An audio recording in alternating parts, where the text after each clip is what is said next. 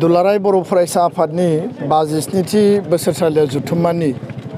आद्रा थानाय जि थान्दै जोंहा जुथुम दङमोन थांनाय दतमा कनफारेन्सआव 13, 14, 15, 16 जि जुथुम्मा खुंफुंनाय आरो बे जोबथा हाबाफारिखौ दिनै जोङो 3 जुन बड'लेण्ड मुलुगसोलोंसालिनि जोहोलाव नीलेश्वर ब्रह्म बे अडिट'रियाम हलाव दिनै फुंबिलिनि हाबाफारि फिरफिला बिरहोनाय दुलाराय बर' फरायसा आफादनि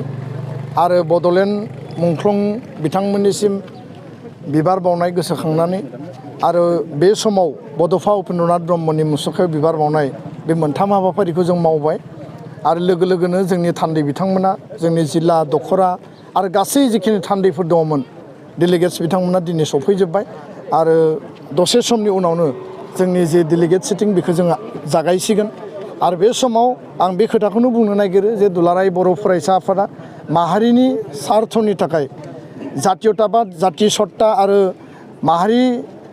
थैनाय थांनायनि समाव जोङो स्ट्रागल खालामनानै हारिनि एक्जिस्टेन्सखौ फोथांना लाखिनो थाखाय जों जेब्लाबो हाबा मावबोदों। जोङो जेब्लायबो फोथायो जे माहारिया जेब्लाबो सिगां माहारिनि थाखाय दुलाराय बर' फरायसा आफाद बा जोंनि अर्गेनाइजेसन आरो दुलाराय बर' फरायसा आफादनि जों साफा साफा इन्डिभिजुवेल मेम्बार्स आरो जों साफा साफा हारि सिबिग्रा हारिनि सेबक आरो बेखायनो दुलाराय बर' फरायसा आफादनि आइडिय'लजि आरो प्रिन्सिपल बेनि आधाराव जोङो गसंनानै थानानै हारि सिबिनाय हारि दानाय हारिनि खैदां खैफोद हारिनि इसिं आरो बायजोआरि जायखिजाया जेंना जेंसियाव जों जेब्लाबो गसंथानानै आनकमप्रमाइजिंबाबो जातीयताबादि चेतनाखौ लानानै जों हाबा मावबोदों आरो जातीयताबाद माहारिबादखौ लानानै हाबा मावनाया देश निर्माणनिबो मोनसे गेदेर हाबाफारि दा बेखायनो बड'फाया बुंदोंमोन जे लिभ एन्ड लेट लिभ आरो बे थां आरो थांनानै थानो हो बुहुमनि बर'फोरा खौसे जानांगौ खौसेनि गेजेरजों जोङो हारि दानायनि गेरेमसा माहारिनि हाबा मावनांगौ बे आदर्शखौ लानानै जों हाबा मावदों। दसे समनि उनाव जोंहा डेलिगेट सिटिं जागोन बेयाव दुलाराय बर' फरायसा आफादा बर' गोजोन गोरोबथा 2020नि आद्रा थानाय जि दफाफोर दङ बेखौ 100% मावफुंनायनि थाखाय जिखिनि आवाज दैखांनांगौ रिजलिउसन लानांगौ डेलिगेट हाउसआ बेखौ लागोन आरो बेजों लोगोसे गुन गोनां सोलोंथाइ जोंनि इयुथफोरखौ जोङो एम्पावारमेन्ट होनांगौ बिथांमोननो साख्रि बाख्रि भबिष्यत दानांगौ इयुथनि फिउचारनि थाखाय जोङो साननांगौ खारन एबसुआ मोनसे स्टुडेन्ट अर्गेनाइजेसन स्टुडेन्टनि आथिखाल आरो इयुनखौ लानानै हाबा मावनाया जोंनि बिबान बेखायनो मिशन क्वालिटि इडुकेसननि जों हाबाफारि लादों आरो 6.3 बायदि स्कुल प्रभिन्सियेलाइजेसननि जि मोनसे मेटार दङ बेखौ लानानै आसाम सरकारा गोख्रैनो मावफुंनांगौ बे बिथिङावबो जों गोथौयै गुवारै सावरायगोन बर' हारिनि रांखान्थि सामाजिक राजखान्थि गुबुन गुबुन आयदाखौ लानानै जोंनि बे डेलिगेट सिटिङाव जों सावरायनाय जागोन आरो फैबाय थानाय समाव दुलाराय बर' फरायसा आफादनि आथिखालनि जि मोनसे 2 बोसोरनि जि कमिटि दङमोन बे कमिटिखौ गोदानै दाफामफिननाय जागोन फैबाय थानाय 2 बोसोरनि थाखाय आरो बे डेलिगेट सिटिङाव दुलाराय बर' फरायसा आफादनि आनसलिक डिस्ट्रिक्ट सेन्ट्रेल इउनिटनि जि मोनसे 2 इयार्स टार्मखौ जोङो इयुनाव एक्सटेनसन खालामनो हायो नामा 3 इयार्स खालामनो हायो नामा बेयाव मोनसे जोङो नायबिजिरनायनि मोनसे कमिटि दागोन माला इमप्लिमेन्ट जागोन बे उननि खोथा खिन्थु बेनि थाखाय जों नायबिजिरनायनि मोनसे कमिटि दागोन आरो आङो दिनै बे बाथ्राखौनो स्पष्टयै बुंनो नागिरो जे दुलाराय बर' फरायसा आफादा गावनि आदर्शखौ लानानै आरो हारिनि माने मोन्थायखौ लानानै जेब्लाबो हाबा मावगोन हाबा मावलांगोन आरो बेखिनि जि आदर्श बे आदर्शखौ लानानै दुलाराय बर' फरायसा आफादा 57 बोसोर लामा हान्थिबोबाय फैबाय थानाय समाव आरोबाव जोङो जिखिनि स्ट्रागल खालामनांगौ जिखिनि जोंनि एक्जिस्टेन्सनि थाखाय जों हाबा मावनांगौ बर' हारिनि राव थुनलाइनि थाखाय हारिमुनि थाखाय जोङो बेखौ रोखायै हाबा मावलांगोन आं बेखिनिखौ फोरमायबाय गोजोन्थों। गोजाम आफादखौ सिफायनो गोदान आफाद दानायबो जागोन नोंथाङा जुदि आफादगिरि जाना दं दा प्रेजेन्टसिम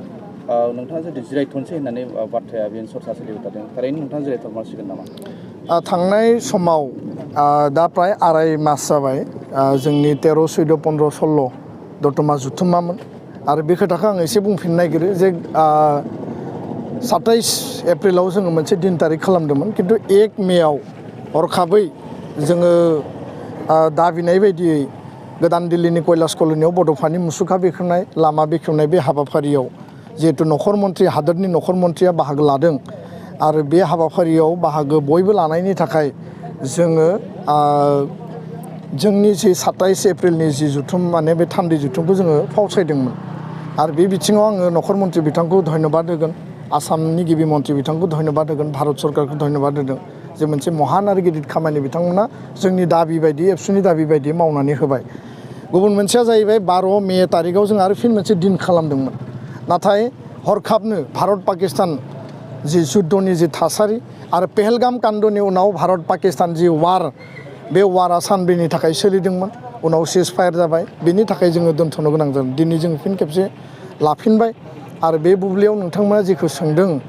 जे दुलाराय बर' फरायसा आफादनि संबिजिरनि टार्मा 2 बोसोरनि उनाव जोङो गोदान कमिटि दायो आरो आङो थांनाय समाव डेलिगेट हाउस एबसुनि गासै जोंनि बिबानगिरिफोरनिसिम मोनसे प्रस्ताब मोनसे प्रप'जल लाखिदोंमोन जे आंनि मावनायनि सम आरो थासारि माने गोलाव समनि मोनसे थासारि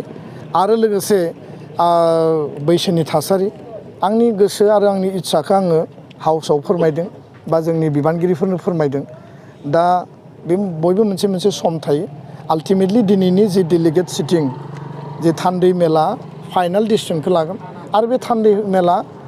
माने बे हाउसआ हाइस्ट फराम थान्दै मेला जि थांखि आजावगोन आरो बिथांमोना जि फाइनाल डिसिसनखौ लागोन बेनो फाइनाल जागोन थान्दै मेलनि सायाव रावबो गोजौआव नङा आं दहायनो बुंदों जे जोङो माहारिनि थाखाय आफादनि थाखायसो जों 3 नम्बराव आरो माहारिनि थाखाय आफाद दादों आफादनि आदर्श आरो प्रिन्सिपलखौ लानानै जों हाबा मावदों बे आफादनि टार्मा 2 बोसोर आरो बिनि उनाव थान्दै मेला जिल्ला आन्सलिक आरो मिरु बे फाइनाल डिसिसन होनानै बिबानगिरिफोरखौ सायख'यो थान्दै मेलाव जि डिसिसन जागोन आं बेखौनो गनायना लागोन आंनि गोसोनि खोथाखौ आं फोरमायबाय आरो आङो थान्दै मेलनि खाथियाव आंनि गासै प्रप'जलखौ आङो हगारबाय बिथांमोना जि डिसिसन होयो बिनि सायाव बिबेसना जागोन आरो फाइनाल जि रिजाल्टआ फैगोन गोजोन्थों जुदि दोनफिनोबा नोंथाङा थागोन ना थाया थान्दै मेला मा डिसिसन लायो बेखौ नायग्रोनोसै लेटसि आरो बिनि उनाव आङो 1 बाजिनि सिगां जोङो गासै हाबाफारिखौ फोजोबनो सानदों आरो बिनि उनाव माखासे सावरायनाय हाबाफारि जागोन लान्चनि उनाव 1 बाजिनि सिगां फिन खेबसेबाव थान्दै मेलनि फाइनाल डिसिसना फैयोब्ला नोंथांमोननि मेडियायाव फैनानै आङो खोथाखौ लाखिफिनगोन गोजोन्थों।